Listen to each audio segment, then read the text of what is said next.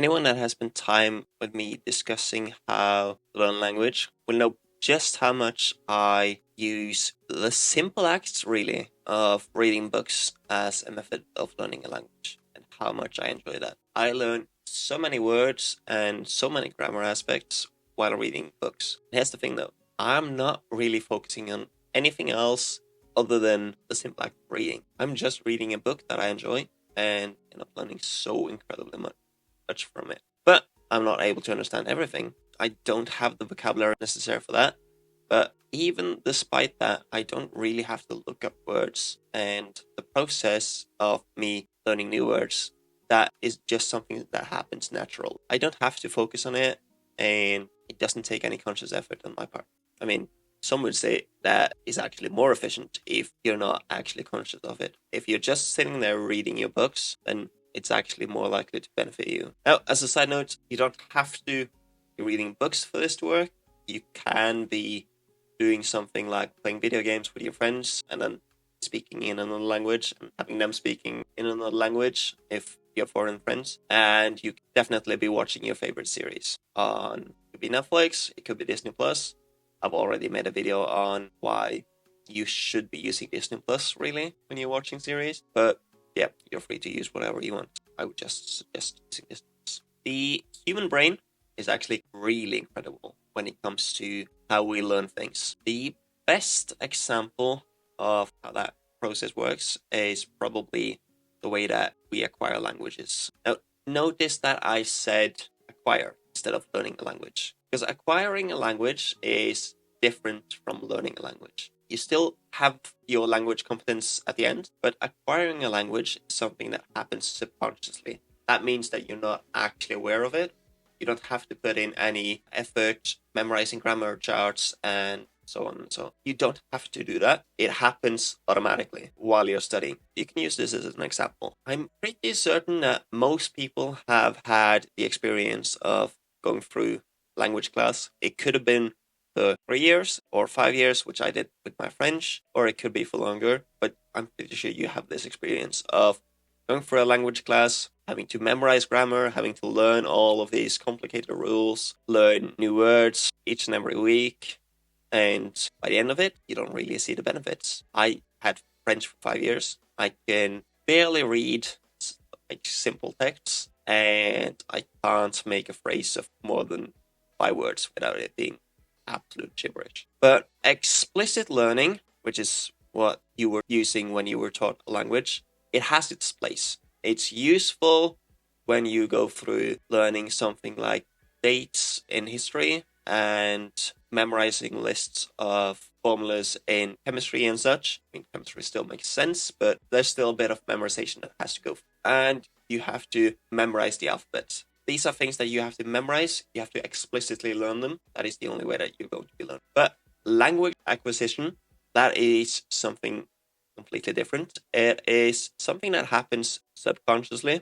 You're picking up things and you start applying them. This is something that is called implicit learning. Implicit learning is learning that happens without you being aware of it. And one example will be, for instance, let's say that I go out in the schoolyard as a kid. I find another kid and I decide to punch him in the face. Now, he gets mad, obviously.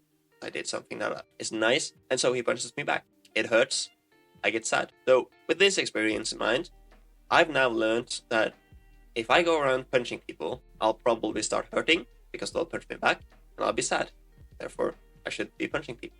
I've learned that through experience. Nobody had to tell me that. I didn't have to specifically memorize a rule. It's just something that I know now due to experience, right? That is the principle of language acquisition as well. And you can have a look, like 1 to 2 year olds, if you're wondering if there's any proof that this works when it comes to language acquisition. You can have a look at 1 to 2 year olds and you'll see that, okay, at the beginning, they don't really speak anything, right? But once they get somewhere in between the ages of 1 and 2 years old, they start using few words.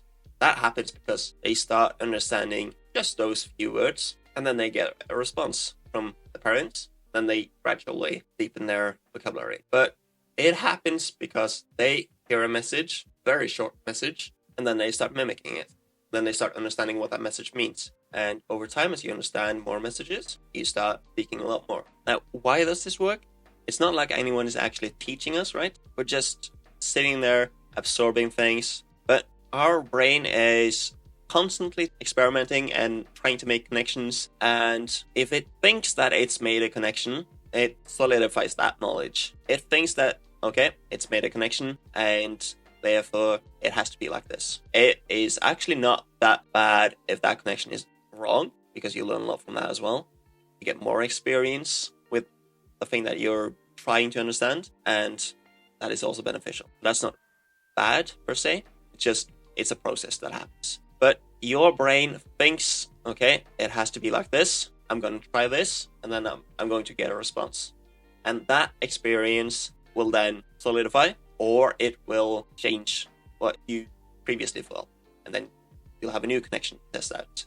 You'll have a new thing that you understood through context test out. And through hundreds of thousands of those experiments, you end up having a good grasp of what goes on around you. And you also end up picking up a new language. You can use that same principle with language learning. All you have to do is find texts with messages that you are able to understand, which means that you will need a small base of vocabulary. Then you can start working with messages, but you will need a small base of vocabulary to work on that, like learn that, and then gradually over time you'll start expanding that just by understanding more messages. Krashen, who is a researcher on language acquisition and on extensive reading, which is just the act of reading extensively and learning through that without having to do any other exercise. He's famously said that the only way that we acquire a language is by understanding messages. And the more messages that we understand, more of a language we acquire. Provided that you're reading or listening to or interacting with messages that you are able to understand through context, your understanding will grow, and therefore you'll start acquiring more and more of that language. So provided that you're reading at the correct level, you don't have to focus too much on it. The best books, that would be books that are slightly challenging, just not challenging, so that it turns into the task of you actually having to look things up to understand a single thing. Because you're supposed to be able to understand it just by reading through the context. It means that you need to understand most of it, which is basically perfect when you're starting to read in a new language, because you won't understand everything. But in a lot of cases, you're still going to be understanding enough. It's not that difficult, is it? Right? As always, best of luck with your studies, and neck out.